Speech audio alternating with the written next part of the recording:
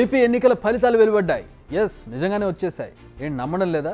నమ్మకపోతే AP political leaders ఏం మాట్లాడుతున్నారో ఒకసారి వినండి, మీకే అర్థమైపోతుంది. ఎన్నికల ఫలితాలు జూన్ 4th కదా అనుకోవచ్చు. మాకు ఆ డౌటే వచ్చింది. కానీ వాళ్ళు మాట్లాడుతున్న మాటలు చూస్తేనే నిజంగానే ఫలితాలు వీళ్ళకి వచ్చేసాయి, వీళ్ళకి ముందుగానే తెలిసిపోయా అనే ఒక డౌట్. Of course sarcastic. దీనికి సంబంధించి వివరాల్లోకి వెళదాం. ప్రజలు ఉదయాల్లో గూడు కట్టుకుని రేపు ఇలాంటి విక్టరీ కనీవిని చూడని విధంగా రేపు రాబోతుంది విజయం. ఏదైతే మా టార్గెట్ 175, 170 ఉందో దాని దగ్గరలోనే విజయం రాబోతుంది. టెంటేటివ్గా జూన్ 9వ తేదీ నాడు విశాఖపట్నంలో అంగరంగ వైభవంగా అక్కడ ప్రమాణ స్వీకారం మహోత్సవం జరగబోతుందని తెలియజేస్తాం. సో అది విన్నారుగా. నెక్స్ట్ ప్రభుత్వంలో సీఎం అయ్యేది జగన్మోహన్ రెడ్డి. ఆయన ప్రమాణ స్వీకారం చేసేది విశాఖలో, అది కూడా జూన్ 9న. ఇది మంత్రి వైసీపీ నేత బొత్స సత్యనారాయణ చెబుతున్న మాట. అప్పుడే అయిపోలేదు, ఇది కూడా వినండి.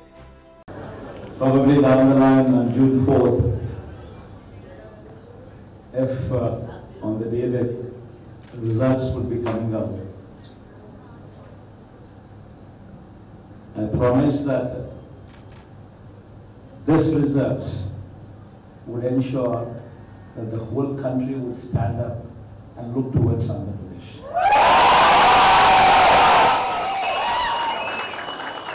In fact,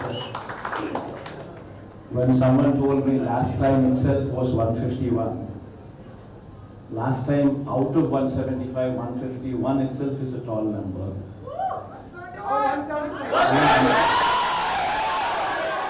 And someone told me 22 out of 25 itself is a tall number. This time, we're going to beat that record. ఇవి సీఎం వైఎస్ జగన్ చెప్పే మాటలు. బొత్స వెన్యూ ఫిక్స్ చేస్తే జగన్ సీట్ల సంఖ్యను కూడా ఫిక్స్ చేశారు. 151 ఎమ్మెల్యే, 22 ఎంపీ సీట్లు గెలుస్తున్నామని జోస్యం చెప్పారు. మరి అధికార పార్టీ ఇన్ని చేస్తుంటే ప్రస్తుతం విపక్షంలో ఉన్న టీడీపీ ఊరుకుంటుందా? వారు కూడా ఎక్కడ తగ్గడం లేదు. వాళ్ళేమన్నారో విందాం. లక్షల కోట్లు దోపిడీ చేసి లండన్ ప్యాకప్ అయ్యే జగన్మోహన్ రెడ్డి మాటల్ని నమ్మొద్దని రాష్ట్ర ప్రజల్ని, వైసీపీ కార్యకర్తల నాయకులు కౌంటింగ్ ఏజెంట్లుగా నిలబెట్టుకోవడానికే ఈ కోతలన్నీ, ఈ మాటలన్నీ కూడా బయటకు వచ్చాయి. తప్పకుండా రాష్ట్ర ప్రజలు పెద్ద ఎత్తున ఈ జగన్ రెడ్డి ప్రభుత్వానికి, వైసీపీ ప్రభుత్వానికి బుద్ధి చెప్పబోతున్నారు. పెద్ద ఎత్తున ఈ జనసునామీలో వైసీపీ కొట్టుకుపోతూ ఉంది. ఈ ఘోర పరాజయంతో జగన్ రెడ్డి లండన్ నుంచి వచ్చే పరిస్థితి కూడా లేదని చెప్పి తెలియజేస్తా ఉన్నాను. ఇది టీడీపీ నేత దేవినేని ఉమా చెప్పిన జోస్యం. జన సునామీలో వైసీపీ కొట్టుకుపోతుంది, కూటమి గెలుస్తుంది. ఇది ఆయన మాట. ఎవరికి వారే గెలుస్తామంటున్నారు, ఎవరికి వారే వచ్చే తమ ప్రభుత్వమే అంటున్నారు. మరి ప్రజాస్వామ్యంలో ఓడేది ఎంతమంది ఉన్నా గెలిచేది ఒకరే. అధికార పార్టీ ఒకటే ఉంటుంది, సీఎం కుర్చీ కూడా ఒకటే ఉంటుంది. మరి ఇంతమంది గెలిస్తే ఎలా అనేది వీరి మాటలు వింటున్న జనం ఆలోచన.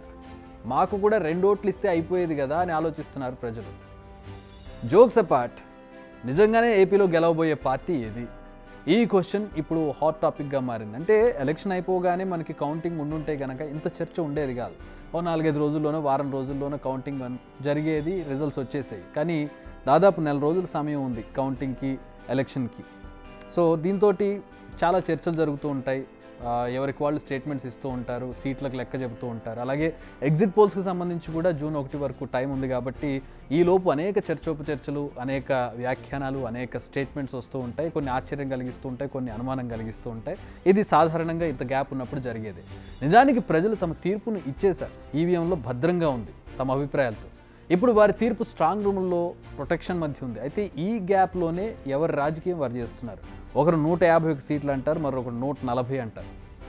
పోలింగ్కు, రిజల్ట్స్కు మధ్య 20 రోజులు టైం ఉండడమే ఈ సస్పెన్స్కు, ఈ న్యూసెన్స్కు కారణం అని చెప్పాలి. కానీ మనం ఏం చేయలేం, రిజల్ట్స్ కోసం వెయిట్ చేయాల్సిందే. కానీ అలా చేస్తే ఏపీ నేతలు, ప్రజలు ఎలా అవుతారు?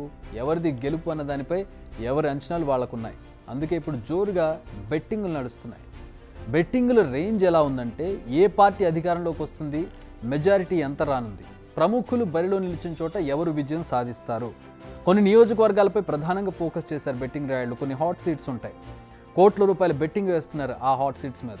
తమ నాయకుడే గెలుపొందుతారని ఒకరు, లేదు తమ పార్టీని అధికారంలోకి వస్తుందని మరొకరు, ఊహించని విధంగా ఫలితాలు ఉంటాయని మరొకరు. ఇలా పెద్ద ఎత్తున బెట్టింగ్లు పెడుతున్నారు.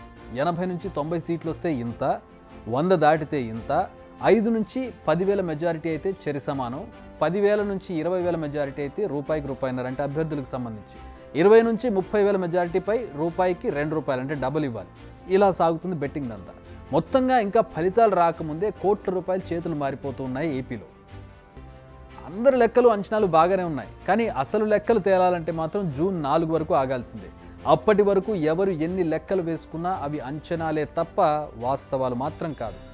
ఆ రోజే తెలుస్తుంది గెలిచేదెవరో, నిలిచేదెవరో, ఓడేదెవరో, అధికారం వచ్చి సీట్లో కూర్చునేదెవరో, సీఎం సీట్లో కూర్చునేదెవరో, అధికారం పోయి ప్రతిపక్ష స్థానంలో కూర్చునేదెవరో జూన్ 4న మాత్రమే తెలుస్తుంది. ఈలోపు వచ్చే నీ వ్యాఖ్యానాలు, స్టేట్మెంట్స్, ఊహాగానాలు మాత్రమే. బిగ్ టీవీ అవుట్లుక్ కథనాలు నచ్చితే వెంటనే బిగ్ టీవీ ఛానల్ ను సబ్స్క్రైబ్ చేయండి.